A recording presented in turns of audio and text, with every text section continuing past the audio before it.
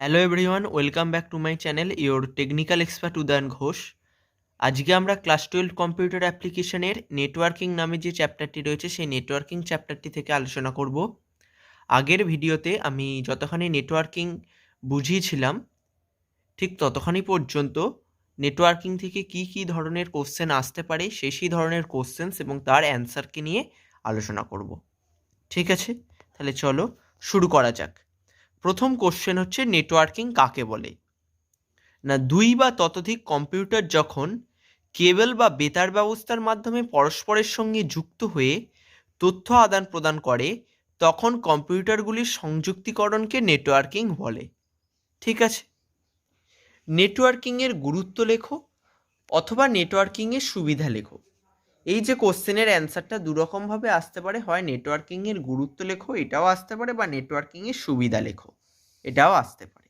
ঠিক আছে, অ্যান্সারটা কি হবে? না, ফার্স্ট পয়েন্ট হবে সম্পদের মিলিত ব্যবহার। সম্পদের মিলিত ব্যবহারে কি লিখতে হবে?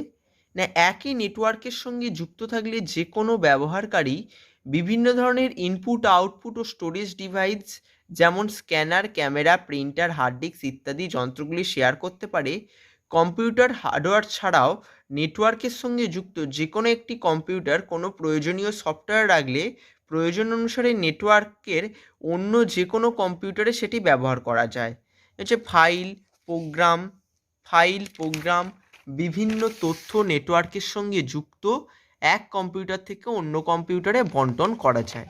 তাহলে এইটা হচ্ছে ফার্স্ট পয়েন্ট, অর্থাৎ সম্পদের মিলিত ব্যবহারের ব্যাখ্যা। ঠিক আছে, এই যে কোশ্চেনের অ্যান্সারটা যত নাম্বার থাকবে সেই নাম্বার অনুযায়ী অ্যান্সারটা লিখতে হবে। যদি 2 নাম্বার থাকে তাহলে 2 থেকে 3টে পয়েন্ট লিখব, যদি 5 নাম্বার থাকে তাহলে 5টা পয়েন্ট লিখব। ঠিক আছে, আমি এখানে 5টা পয়েন্টই আলোচনা করে দিয়েছি। যেরকম নাম্বার থাকবে সেই নাম্বার অনুযায়ী আলোচনা করতে হবে। 2 নাম্বার থাকলে 2 থেকে 3টে পয়েন্ট, আর 5 নাম্বার থাকলে 5টা পয়েন্ট লিখব। ঠিক আছে, তারপর হচ্ছে তথ্যের সুরক্ষা। না, নেটওয়ার্কিং ব্যবস্থায় প্রতিটি ব্যবহারকারী কম্পিউটারে একটি স্বতন্ত্র নাম ও পাসওয়ার্ড বরাদ্দ করা হয়। ব্যবহারকারী যদি ওই নেটওয়ার্কের রিসোর্স বা উৎসগুলি ব্যবহার করতে চায় তাহলে অবশ্যই তাকে ওই বরাদ্দকৃত নাম ও পাসওয়ার্ড নির্ভুলভাবে ব্যবহার করতে হবে। ফলে নেটওয়ার্ক ব্যবহারের জন্য অনুমোদিত নয় এমন কেউ ইচ্ছা করলেই সংরক্ষিত তথ্য ব্যবহারের অনুমতি পাবে না। ঠিক আছে, তাও তথ্য সংরক্ষণ। না, নেটওয়ার্কিংয়ের সুবিধাকে কাজে লাগিয়ে একটি কেন্দ্রীয় স্টোরেজ মিডিয়া বা সার্ভারে নেটওয়ার্ক ক্লায়েন্ট যাবতীয় তথ্য সংরক্ষণ করতে পারে। তথ্য সংরক্ষণের এই প্রক্রিয়াকে ডেটা ব্যাকআপ বলা হয়। কেন্দ্রীয় স্টোরেজ মিডিয়া বা সার্ভারে তথ্য সংরক্ষণের ফলে গুরুত্বপূর্ণ তথ্যের হঠাৎ বিনষ্ট হয়ে যাওয়ার সম্ভাবনা কম থাকে। তারপর হচ্ছে তথ্যের আদান প্রদান।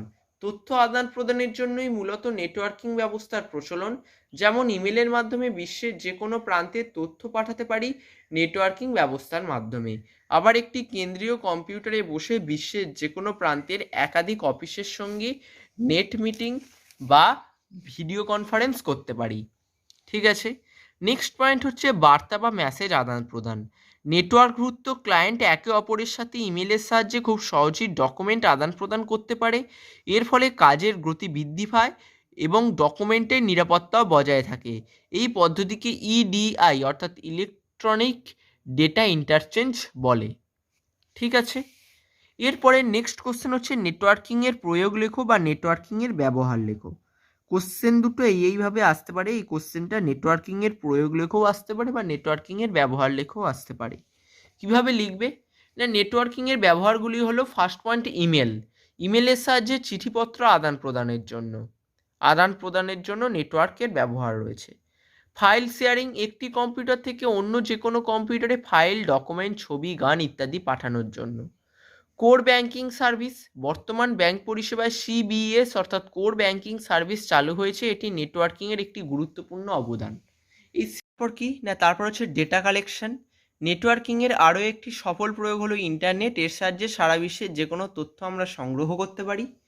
ই কমার্স, না, নেটওয়ার্কিং ব্যবস্থাকে কাজে লাগিয়ে বিভিন্ন সংস্থা বর্তমানে ওয়েব পেজ ডিজাইনের মাধ্যমে সারা বিশ্বে তাদের উৎপাদিত পণ্যের বিজ্ঞাপন করে।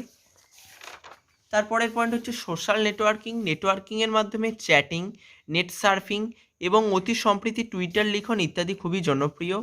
অনলাইন শপিং নেটওয়ার্কিং ব্যবস্থার মাধ্যমে ইন্টারনেটে সামগ্রী কেনা বেচা, লগ্নি করা এবং অন্যান্য ব্যবসায়িক কাজকর্ম করা হয়ে থাকে। ঠিক আছে, আমি 7টা পয়েন্ট নিয়ে আলোচনা করে দিয়েছি। যেরকম নাম্বার থাকবে সেই নাম্বার থেকে তোমরা আলোচনা করবে। ঠিক আছে, যত নাম্বার থাকবে তোমাদের পরীক্ষায় যদি কোশ্চেনটা যদি এসে থাকে তাহলে সেই কত নাম্বার রয়েছে সেই নাম্বার দেখে আলোচনা করবে। যদি 2 নাম্বার থাকে, হ্যাঁ যাই না, যদি 2 নাম্বার থাকে তাহলে 3টে থেকে 4টে পয়েন্ট লিখবে, 5 নাম্বার থাকলে 5টা পয়েন্ট লিখবে। যত নাম্বার থাকবে সেই তত নাম্বার অনুযায়ী তোমরা অ্যান্সারটা লিখবে। ঠিক আছে, তারপরে নেক্সট কোশ্চেন হচ্ছে কম্পিউটার নেটওয়ার্কে ডেটা কিভাবে প্রেরিত হয়। কম্পিউটার নেটওয়ার্কের ডেটা বৈদ্যুতিন সংকেত বা ইলেকট্রিক্যাল সিগন্যাল রূপে প্রেরিত হয়। তারপরের কোশ্চেন হচ্ছে ইলেকট্রিক্যাল সিগন্যাল বলতে কী বোঝো। সময়ের সাথে ভোল্টেজের ওঠানামা বা পরিবর্তনকে বৈদ্যুতিক সংকেত বা ইলেকট্রিক্যাল সিগন্যাল বলে। তারপরে নেক্সট কোশ্চেন ইলেকট্রিক্যাল সিগন্যালকে কয় ভাগে ভাগ করা যায় ও কী কী। ইলেকট্রিক্যাল সিগন্যালকে 2 ভাগে ভাগ করা যায়, অ্যানালগ সিগন্যাল আর ডিজিটাল সিগন্যাল। অ্যানালগ সিগন্যাল আর ডিজিটাল সিগন্যাল। তারপরে নেক্সট কোশ্চেন হচ্ছে অ্যানালগ সিগন্যাল বলতে কী বোঝো। না, অ্যানালগ সিগন্যাল হলো এমন এক ধরনের অবিচ্ছিন্ন সিগন্যাল যা সাইন ওয়েভ দ্বারা প্রকাশিত হয় এবং যা সময়ের সঙ্গে সঙ্গে পরিবর্তিত নির্দিষ্ট পরিমাণকে নির্দিষ্ট বৈশিষ্ট্য দ্বারা উপস্থাপন করে। এটি প্রকৃত অর্থে তড়িৎচুম্বকীয় তরঙ্গ বা ইলেকট্রোম্যাগনেটিক ওয়েভের সমন্বয়ে গঠিত হয়। এটি অবিরাম তরঙ্গরূপে প্রকাশিত হওয়া সিগন্যাল যা একটি যোগাযোগের মাধ্যম দিয়ে প্রভাবিত হয়।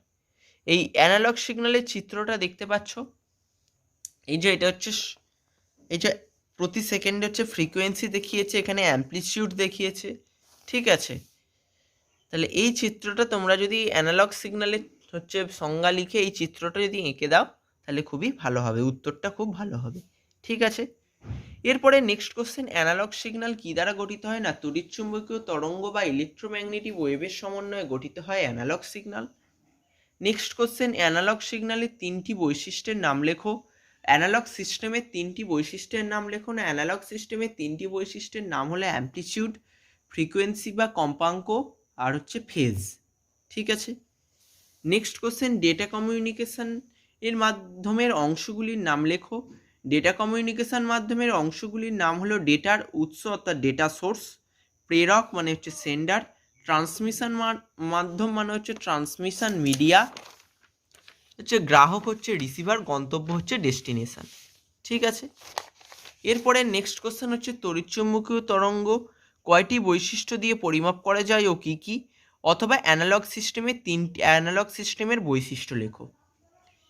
এই যে কোশ্চেনটা, এই কোশ্চেনটা কিন্তু তোমাদের দুভাবে আসতে পারে যে তড়িৎচুম্বকীয় তরঙ্গের বৈশিষ্ট্যগুলি লেখো বা তড়িৎচুম্বকীয় তরঙ্গের কয়টি বৈশিষ্ট্য দিয়ে পরিমাপ করা যায়, অথবা এরকমও আসতে পারে যে অ্যানালগ সিস্টেমের বৈশিষ্ট্য লেখো। ঠিক আছে, এই কোশ্চেনটা কিন্তু এইভাবে আসতে পারে, আমি সেই মতোভাবেই আলোচনা করে দিয়েছি। না, তড়িৎচুম্বকীয় তরঙ্গ 3টি বৈশিষ্ট্য দিয়ে পরিমাপ করা যায়। এইগুলি হলো অ্যামপ্লিটিউড কোনো সিগন্যালের ক্ষমতা বা তরঙ্গের বিস্তার পরিমাপ করে এবং তরঙ্গের উচ্চতা যত বেশি হবে সংকেতের শক্তিও তত বেশি হবে। তারপর হচ্ছে ফ্রিকোয়েন্সি, না প্রতি সেকেন্ডে কোনো সিগন্যাল বা সংকেত যতগুলি তরঙ্গ তৈরি করে সেটিই হলো তার কম্পাঙ্ক বা ফ্রিকোয়েন্সি। তারপর হচ্ছে ফেজ, না ওয়েভ ফেজ ব্যবহার করতে হলে একাধিক নমুনা প্রয়োজন, কারণ দুটি ওয়েভের একটিকে বলা হয় রেফারেন্স ওয়েভ, অন্যটি হলো পরীক্ষাধীন ওয়েভ। ওয়েভ উৎপন্ন হওয়ার পর রেফারেন্স ওয়েভের সাপেক্ষে পরীক্ষাধীন ওয়েভ সিগন্যালের আপেক্ষিক অবস্থানই হচ্ছে ফেজ। ঠিক আছে, এই অ্যানালগ সিস্টেমের বৈশিষ্ট্য যদি পড়ে তাহলে অ্যানালগ সিস্টেমের বৈশিষ্ট্য যদি লিখতে দেয় তাহলেও কিন্তু এই অ্যান্সারটাই হচ্ছে লিখে দেবে। ঠিক আছে, এই অ্যামপ্লিটিউড লিখে অ্যামপ্লিটিউড সম্বন্ধে, ফ্রিকোয়েন্সি লিখে ফ্রিকোয়েন্সি সম্বন্ধে, ফেজ লিখে ফেজ সম্বন্ধে। ঠিক আছে, আর একটা জিনিস আমি এখানে আমার করে দেওয়া হয়নি, এই যখন অ্যান্সারটা যখন দেবে এই পরীক্ষার যদি এরকম যদি এই কোশ্চেনটা যদি আসে যে তড়িৎচুম্বকীয় তরঙ্গের বৈশিষ্ট্যগুলি লেখো বা অ্যানালগ সিস্টেমের বৈশিষ্ট্যগুলি লেখো, এরকম যদি কোশ্চেনটা যদি আসে তাহলে অবশ্যই এই 3টে পয়েন্টকে লিখে তোমরা যদি এই ছবিটা যদি এঁকে দিতে পারো তাহলে খুবই ভালো হয়। এই ছবিটাকে যদি এঁকে দিতে পারো তাহলে কিন্তু খুবই ভালো হবে, এই ছবিটাকে এঁকে দেবে।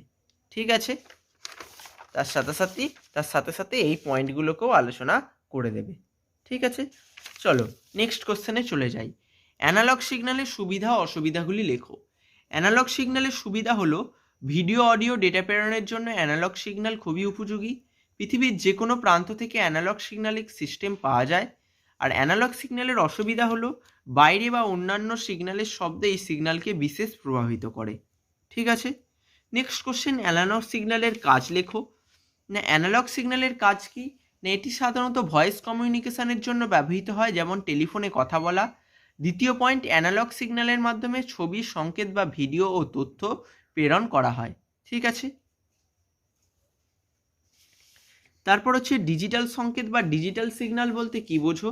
না, ডিজিটাল সংকেত বা ডিজিটাল সিগন্যাল হলো একটি তরঙ্গ যা বাইনারি আকারে তথ্য বহন করে।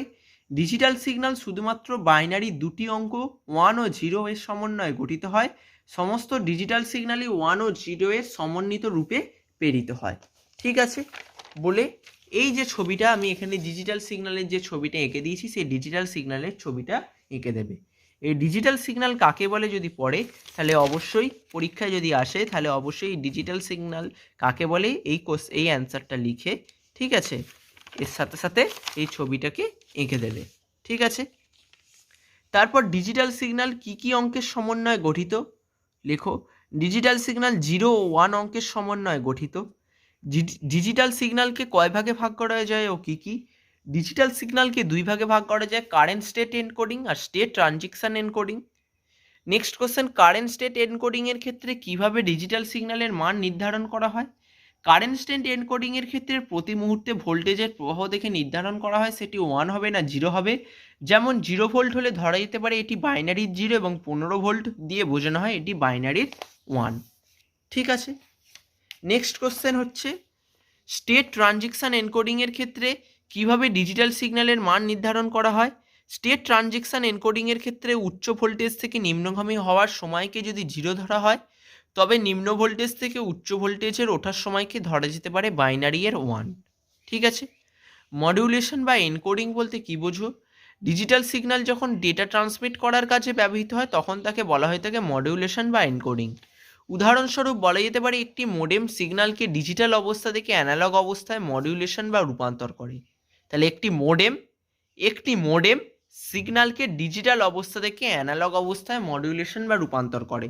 ঠিক আছে, এটা কিন্তু এইভাবেও তোমাদের এখান থেকে একটা কোশ্চেন আসতে পারে, কি সিগন্যালকে ডিজিটাল অবস্থা থেকে অ্যানালগ অবস্থায় মডিউলেশন বা রূপান্তর করে।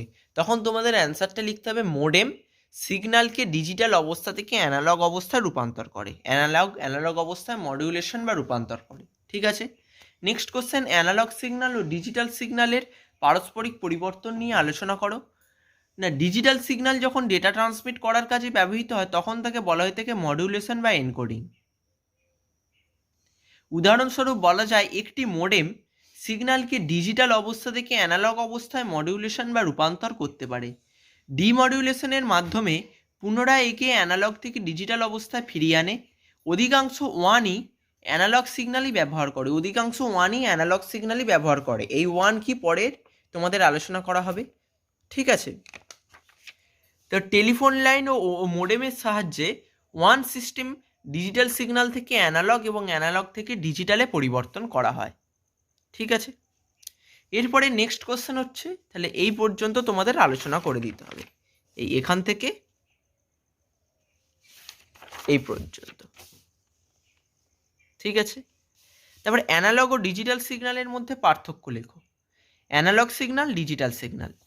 অ্যানালগ সিগন্যালের দিকে কি অডিও ভিডিও ডেটা প্রেরণের জন্য এই সংকেত খুবই উপযোগী, আর ডিজিটাল সিগন্যালের দিকে এটি টেক্সট প্রেরণের ক্ষেত্রে বেশি উপযোগী। দ্বিতীয় পয়েন্ট, অ্যানালগ সিগন্যাল সাধারণত ইলেকট্রোম্যাগনেটিক ওয়েভের সমন্বয়ে গঠিত, আর এখানে হচ্ছে ডিজিটাল সিগন্যাল শুধুমাত্র 1 ও 0 সমন্বয়ে গঠিত। এখানে অ্যানালগ সিগন্যাল প্রেরণের মাঝে বৈদ্যুতিন বাধাপ্রাপ্ত হয়ে বিকৃত হতে পারে, তবে ডেটা নষ্ট সাধারণত হয় না। আর এইদিকে ডিজিটাল সিগন্যালের দিকে এক্ষেত্রে ডেটা নষ্ট হওয়ার সম্ভাবনা যথেষ্ট বেশি।